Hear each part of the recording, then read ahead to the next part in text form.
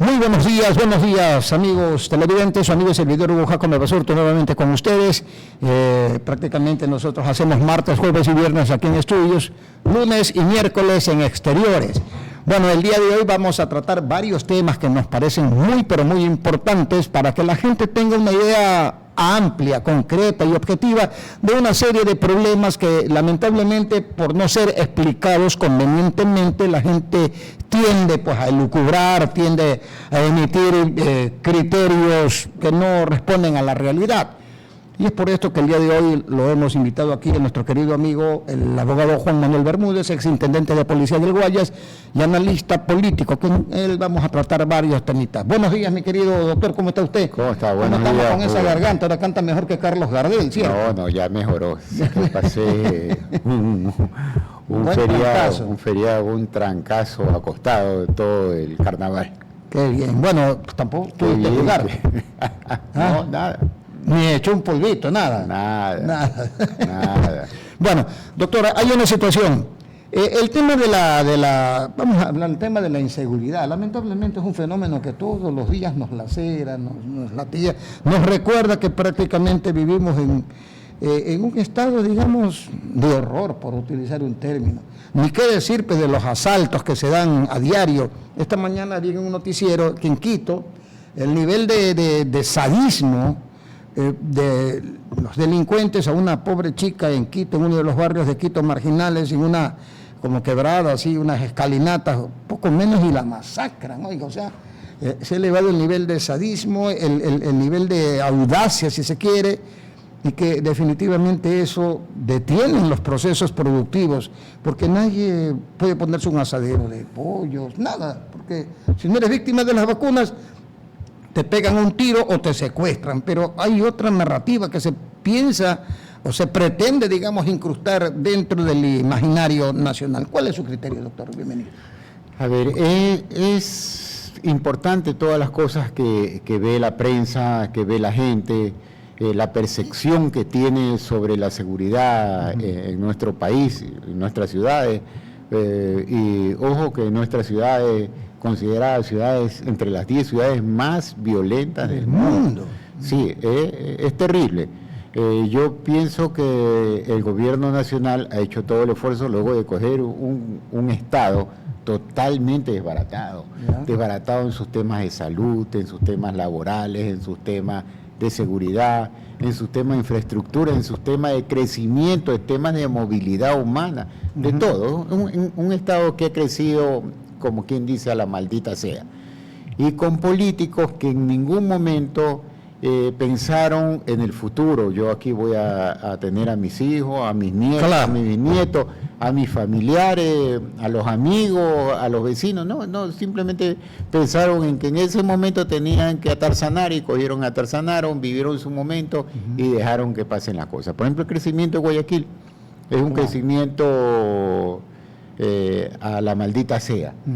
Pese que hemos tenido... Sin planificación, anacrónico... Pese que hemos tenido... Digamos, irresponsable, diríamos. Irresponsable. Pese que hemos tenido buenos alcaldes, por hoy uno se jacta. Yo es que hice el Guamo, fundé el Guamo, pero vaya a ver qué es el Guamo, pues. O sea, ¿de qué te valió fundar el Guamo? O entregarle tierras al Guasmo.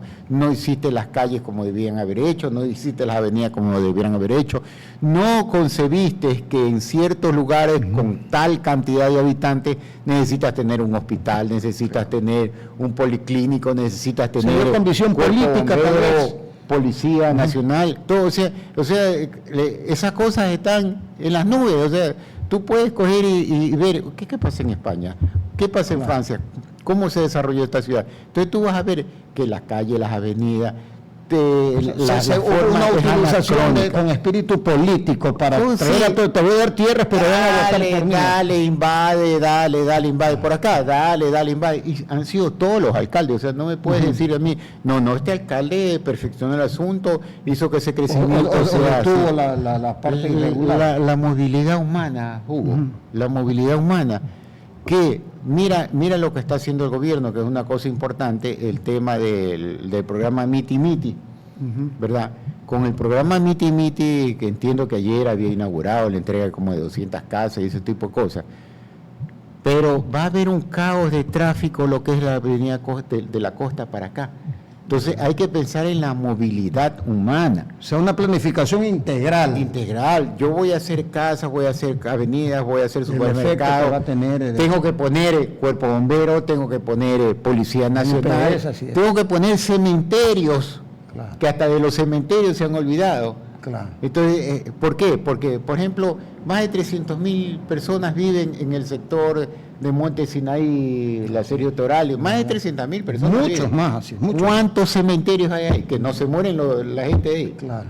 Entonces, ¿y que tienen que venir a los cementerios de acá? Por ahí, yo una de las cosas que dije en el tema cuando fui candidato a la alcaldía de Guayaquil, es que el tema de la movilidad humana era muy importante. Los cementerios, de acuerdo al crecimiento poblacional, eran importantes. Entonces, todas esas cosas ha hecho que se desgaste todo el aparato humano.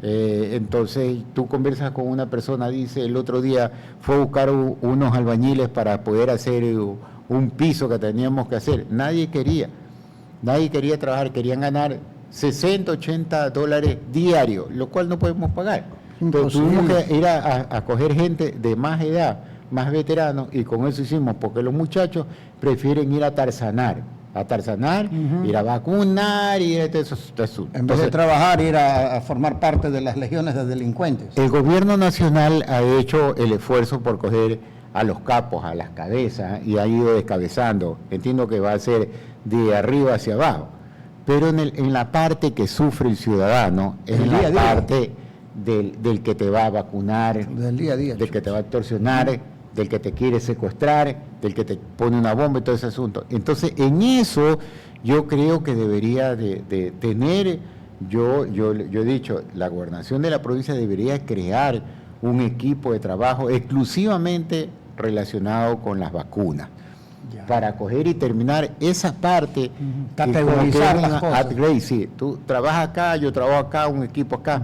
Yo te digo que hay buenos golpes que dan la Policía Nacional, posiblemente no sean tan publicitados. El otro día cogieron un grupo de 8 personas que entre Guayaquil y Daule, gente que extorsionaba, que vacunaba, que había pedido. Entonces, yo vi ese golpe que dio la policía, es un buen golpe, un seguimiento preciso y todo ese asunto. Entonces, lo que pasa es que hay material humano y talento humano para enfrentar esta temática. Bien hecho el operativo por UNACE, pegan los golpes, llegan desde los jueces y los jueces muchas veces los aflojan, que con la sustitutiva de la prisión preventiva, la famosa sustitutiva, de la cual ya hemos hablado muchas veces aquí, y que yo te he dicho que la culpa de esa sustitutiva la tiene la Corte Constitucional.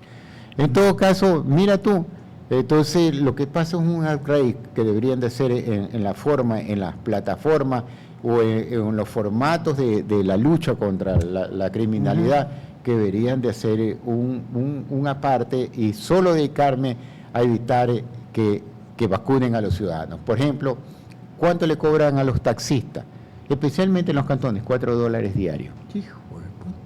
Entonces están como locos. Y el transporte pesado. Y de repente viene otro grupo y dice, no, a mí también me paga. Claro. Y viene otro grupo, a mí también me paga. Todo el mundo te empieza a timbrar. Entonces, y de eso viven los muchachos ahora. Entonces los jóvenes creen que tienen que vivir atarzanando. No se dan cuenta que en algún momento le pegan un tiro por pelear entre bandas. Y si no, lo más fácil, no, pues si diariamente yo me puedo hacer, que le habían dicho a esta persona que estaba buscando a los trabajadores, $60, $80 diarios yo me hago por acá. Sí, imagínate. O sea que prácticamente nuestra juventud está condenada, digamos, ojalá me equivoque, ¿no?, a incrementar esas legiones, digamos, de delincuencia juvenil y muchas veces delincuencia organizada, porque también los cogen como sicarios. Esa es una situación tremenda. Tú coges un país en esas condiciones y que yo te he dicho que no lo vas a resolver en 5 años, tal vez en 8, tal vez en 10, tal vez en 15 años. Esta es una pelea muy larga, como fue la pelea desde los años 80 en Colombia. Entonces, una cosa terrible. Y ahí se ven ejércitos. Y hasta ahora ve que de repente ponen un golpe, hacen algunas cosas, y todavía hay cuestiones extorsivas, todavía hay cuestiones de vacunas, y todo ese tipo de cosas. Juanito, yo el otro día tuve la oportunidad de ver un comentario que hiciste a propósito no sé si tuvo referencia con el incendio que hubo en Multicomercio. Algo tú señalabas de que Ecuador se ha convertido en una gran bodega. Por favor, explícanos cómo es esa situación. Ya, me refería exclusivamente a Guayaquil. No era el incendio en específico. A Guayaquil por el incendio. Ya, sí, correcto. sino que decía que este tipo de cosas se multiplican también en otras grandes ciudades, debe existir lo mismo, y no hay el control porque los ciudadanos, de repente se le ocurrió a este departamento hacerlo bodega, y lo hicieron bodega. Y eso existe. Claro. Lo vemos a diario. Y nosotros lo vemos con nuestros ojos cuando pasamos en los carros, en los puentes, vemos el sector de la bahía, que todo esto es hecho bodega. Entonces lo que yo decía, que no nos hagamos los cojudos, porque sabemos dónde están. Oye, aquí en pleno centro de la ciudad, televidentes amigos, ustedes lo han de haber visto, en todo Rumichaca y Ballén, una casa esquinera muy antigua, es una bodega inmensa, en pleno centro. Y te apuesto que esas casas antiguas y todo, de fácil combustión, consumo de un incendio, guardan un pocotón de cosas que son además fácilmente combustibles y que causan un gran impacto en un incendio. Pero son los amigos, los ciudadanos de origen asiático que están comprando edificios completos y lo hacen. Correcto. Pero por último, pese a que las ordenanzas municipales no permiten por el uso de suelo ni por la zonificación. Un espacio es para determinada actividad, no es que lo conviertes en ni por la zonificación. Sin embargo, están ahí, pero el cuerpo de bomberos debería vigilar que tengan esos hidrantes, que tengan todas las cosas de seguridad. Porque si hay medidas de seguridad para evitar una tragedia, ¿no? Incendio, y más que nada cuando se trata del centro de la ciudad de Guayaquil. Imagínate que esa cuestión es tremendamente difícil. Y lo que motivaba es para que tanto cuerpo bombero como el municipio de Guayaquil salgan a hacer los operativos y establecer dónde están las bodegas, y si hay que cerrarlas, clausurarlas y hacer que saquen esa. Además que es ilegal, pues. Además es que es ilegal, que saquen ese tipo de mercadería y que lo vayan a de otro lado. Bien, por esa observación. Además que es ilegal, se debe de prevalecer la vida de los ciudadanos. Prevenir, Por favor, prevenir es mejor que lamentar. Imagínense ustedes un incendio dantesco como el que ocurrió, te acuerdas, hace años en la bahía. Eso fue prácticamente un infierno, desde todo punto de vista, y no esperemos que eso vuelva a ocurrir, ¿verdad? El otro día me referí a ese tema, eso fue hace más de 26 años. Claro que sí. Fue justamente, yo recién entraba a la Intendencia de Policía, eso había ocurrido unos meses antes. Y cuando yo dije, bueno, ¿qué es lo que pasó del asunto, los petardos, la pólvora, todo ese asunto? Entonces, ¿qué es lo que yo hice? Durante mi periodo de 2 años hubo, y te lo digo con mucho orgullo, no hubo un solo incendio de esa naturaleza. Bien, por el recordatorio, ¿no? Pero ¿por qué no hubo? Es porque entramos en prevención. Analizamos los problemas que tenía la ciudad de Guayaquil, entre esos ese. ¿Y qué es lo que sucede? Que tú empiezas a investigar y la pólvora, que es el primer elemento esencial para poder hacer ese tipo de cosas, la entraban ya a partir de septiembre, octubre. Los últimos meses del año. Septiembre, octubre, que no eran los últimos meses. Ya en septiembre tú ya tenías que empezar a hacer los operativos de pólvora. Prevención, ¿no? ¿De dónde viene la pólvora? Del interior del país.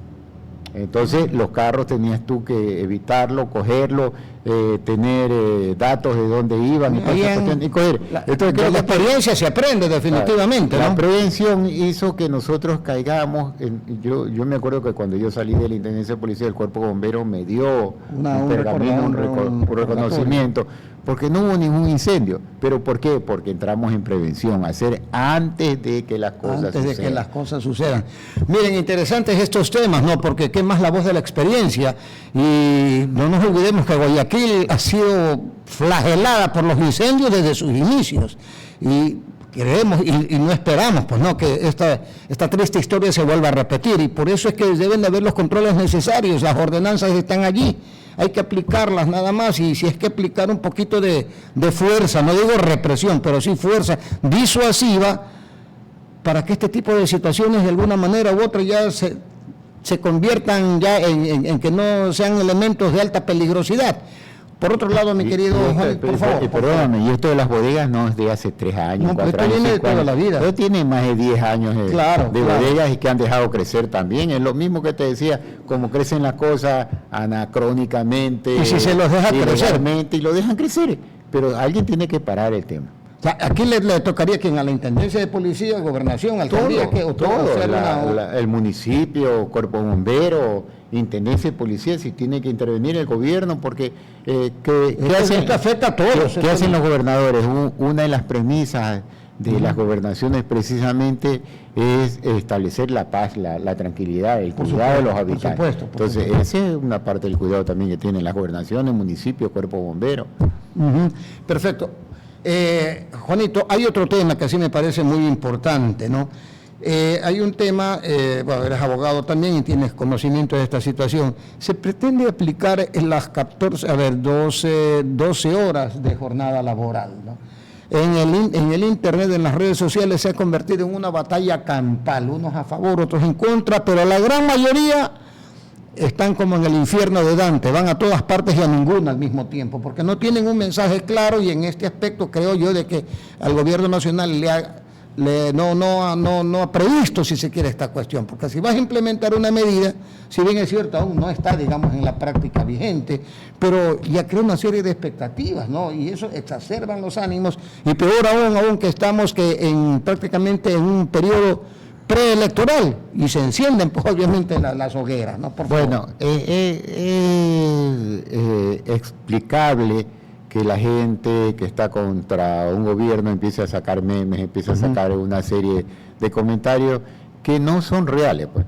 Lo que ha dicho el gobierno y lo que yo sé, primero, como tú acabas de decir, no hay firmado ninguna ordenanza, ningún acuerdo ministerial. El acuerdo ministerial, pero no está vigente. No está vigente, no está firmado. Pero hay gente que ya lo está gestionando. Pero no está firmado. Ahora, ¿qué es lo que dice ese acuerdo ministerial? El respeto de las 40 horas mensuales está dado, o sea, no va a haber un incremento, digamos, de 20 horas más a la semana, o sea, no vamos a tener 60 horas mensuales, no, eso no existe. ¿Por qué? Porque hay normas constitucionales también que restringen ese tipo de cosas, porque los derechos no pueden ser restringidos. Ni retrotraídos tampoco. No. Entonces, ahí hay una jornada laboral de 40 horas. Lo que decía ese decreto, de acuerdo a lo que yo escuché hablar al señor ministro de Trabajo, decía que si una empresa necesitaba que un día un trabajador trabaje 4 horas más, o sea, no 8, sino 12 horas, ponía la necesidad, podía trabajar las 12 horas. Pero esas 4 horas más era nuevamente retribuida al trabajador con descanso, con otro tipo de cosas, ya no remunerada como con una jornada ordinaria o extraordinaria. Sí, eso era el único problema. Ahora, sí hay empresas que necesitan no trabajar 8 horas, por ejemplo, un día miércoles que necesitan sacar un pocotón de temas para exportar. También dependiendo de la actividad económica, porque no son los mismos. Para exportar o para coger las importaciones que trae, lo que sea. Entonces necesitan no trabajar, que su personal no trabaja 8 horas, sino 12 horas. Entonces ese día dispone que sean 12 horas, sin ningún tipo de sumarle jornadas extraordinarias, ese tipo de cosas. Y luego esas 4 horas eran recompensadas a los trabajadores mediante el descanso. Era una cosa, bueno, si me preguntan a mí personalmente como abogado, laboralista, yo te digo que de una u otra manera no estaría totalmente de acuerdo, pero es una forma de ir adecuándola de acuerdo al desarrollo que tiene el país. Por ejemplo, el tema del horario o del trabajo por hora es importante porque hay muchos muchachos que estudian, muchos muchachos que solo necesitan estar un par de horas trabajando o 4 horas trabajando, una media jornada, pero de acuerdo a lo que tenemos nosotros en el Código Laboral nuestro, impide ese tipo de cosas que ya en otros países hay. Entonces lo tiene constreñido al Ecuador en el tema laboral. En el tema laboral no puede despegar porque medio es una cosa, mira, todo el mundo dice, te van a hacer 12 horas diarias, y no son así las cosas. O sea, las cosas no son entendibles, ni se sientan a dialogar y decir, bueno, sí, necesitamos hacer un trabajo por hora. Claro, importante también el diálogo y obviamente también cuando se emite un mensaje tiene que ser totalmente claro. Hasta para dar una orden, esta tiene que ser absolutamente clara para para ser, digamos, desarrollada como es debido, pero si hay mensajes ambiguos, es obvio que se genera el caldo de cultivo para que se den este tipo de fenómenos. ¿Qué pasa con la salud, mi querido Juanito? Porque eso también es otro tema que en los últimos días ha sido objeto de una serie de criterios contrapuestos, de expectativas. Se pretende dar 10 minutos al pobre doctor para que pueda atender a un paciente, si está...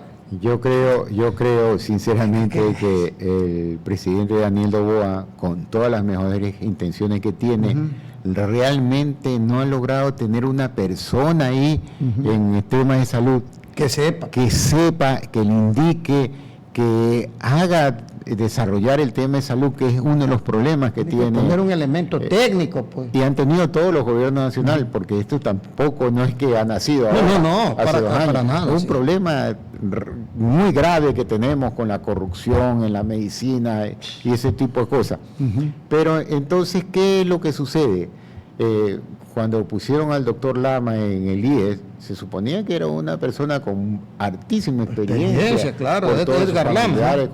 Pero yo realmente no vi desarrollar un trabajo como era debido. Pero el presidente de la República puso un hombre que creyó que tenía... Y salió tremendamente cuestionado. Lo cuestionaron por una serie de cosas. Entonces, este tema de alguien que le ha dado la idea de hacer 10 minutos la atención médica, es como para que en vez de atender 4.000, voy a atender 8.000. Y que la gente los atiendas mal a todos. Que esté un poco más tranquila. Y yo creo que 10 minutos no alcanza una atención. Para nada. Y tampoco el tema, no es la solución atender a más personas si lo vas a atender mal. Claro, tal vez... Se agravaría el problema. Tal vez restringir a unos 15 minutos. Hay formas, hay estudios. O sea, hay formatos a nivel mundial que te dicen, por ejemplo, ¿cuántos médicos tú tienes que tener por cada cantidad de habitantes? Son 2000, por cada 2.500 habitantes tú tienes que tener en un centro un médico. Si tienes 5.000 personas ahí o ponle 4.000 y pico, ya debes de tener 2 médicos. O sea, claro, todas esas cosas están... Y las cosas buenas que hay en el exterior hay que aprenderlas. No, aquí nosotros las tenemos en el maíz, en un manual que tenemos y que se debe de aplicar. Manual integral de salud, ¿cómo se dice? Sí, y ahí incluso te dicen cuánto tiempo tienes que atender una persona. Hay los estudios, ahí está, ahí o sea, eso está estudiado y a nivel mundial se conoce. Entonces, yo creo que 10 minutos no va a ser suficiente como para atender a ocultar a una persona exactamente qué es lo que tiene. No todos tienen la misma patología, claro, los ancianos. Ahora puede ser que una persona solamente que venga con gripe, eso ya, y a la final eso lo atendiste 5 minutos, claro, y se acabó. Entonces tiene con patologías más difíciles. Lo que pasa es que también ahí depende de la voluntad del médico. El médico tiene que ayudar mucho en este tema también. Porque realmente la salud no ha despegado, tenemos un problema de salud de mucho tiempo atrás. En vez de avanzar, retrocedemos. Tenemos un hospital como el del IES, el que está al sur, que tiene todo un piso lleno de camas, totalmente paralizado, botado, con ratones, con basura, con todo, hasta con equipos. Pero nadie lo pone a funcionar. Ahora dicen que poner a funcionar ese piso es más caro que construir un hospital nuevo. Yo dudo ahí un poco el tema, pero sin embargo el problema es construir ahí en el Seguro Social, con tremendo relajo de corrupción que existe, que está tomado por GDO. Así es, ¿verdad? Entonces, incluso han matado a funcionarios. Entonces, ¿qué vas a hacer? Construirle otro piso para que haya más. Entonces, yo creo que por ahí va el tema. Entonces, no se atreven a hacer más. Y priorizar también los presupuestos de salud y no recortarlos, perdónenme. O sea, no puedes llenarte la boca, decir estamos atendiendo determinado sector, cuando en la práctica dice todo lo contrario y la gente no se equivoca. El tema de la salud es un talón de Aquiles y ha sido un talón de Aquiles para casi todos los gobiernos. Realmente ahí necesitan tener personas con toda la voluntad que impongan la situación para que la salud del pueblo ecuatoriano mejore y que el ciudadano se sienta atendido en su salud, claro, que es un problema no solo tampoco a nivel de Ecuador, sino a nivel mundial el tema de la salud, pero hay países donde han logrado superar estos problemas, estos conflictos, y hay un tema de salud por lo menos 50% mejor que el de acá. Claro. Finalmente, Juanito, me gustaría que le envíes un mensaje a toda esa ciudadanía que pese a la terrible situación que vivimos, ¿no? Sí, no está de más un mensaje quizás esperanzador, si es que puede haber luz al final de este túnel. Yo creo que debemos de confiar mucho en el gobierno, lo que está haciendo, porque hay buenas intenciones de parte del presidente de la República.